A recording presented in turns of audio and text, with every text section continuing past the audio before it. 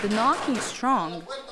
It's strong enough to make the audience stop and listen, which is just what Casa de Maryland wants.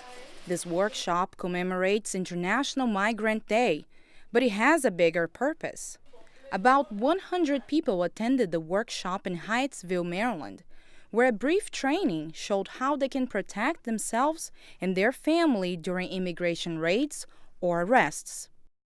CASA officials want undocumented immigrants to be well informed and know their constitutional rights are the same anywhere in the United States. We all should know what those are right and how to make them stand. The right to remain silent, the right to an attorney in case that there is an arrest, and to only provide our name. You live in the state of Maryland as the only information that you need to provide. President-elect Donald Trump has vowed to fight illegal immigration by promising to build a wall along the Mexico border and deporting millions of people living in the country illegally. Trump has a lot of power, and I think that scares a lot of us.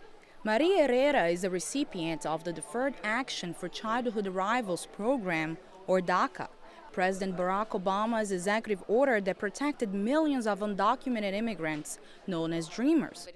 Herrera says Trump can destroy DACA with his signature. But I do have a lot of anxiety of what he can do if if one day he just decides to just cancel all that, because a lot of people are going to get separated from families. I just had to come today to get more informed because I probably don't have much information, but they do.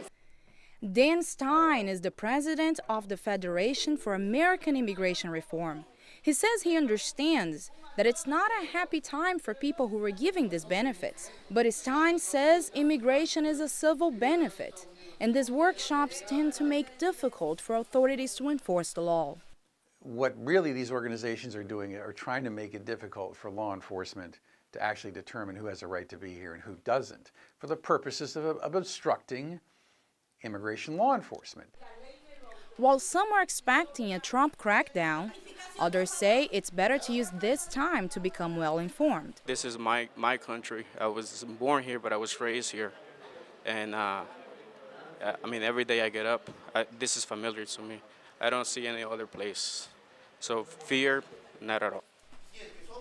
Trump has expressed sympathy for the 741,000 people in DACA, which started in 2012.